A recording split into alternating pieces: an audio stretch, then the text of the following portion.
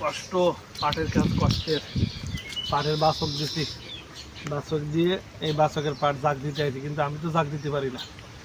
একজনের হেল্প নেব, তারে বলেছি, সে বলেছে ঠিক আছে জাগ দিয়ে দেবে না। তা এখন জাগ দেবে, যে নদীতে ফেলাচ্ছি।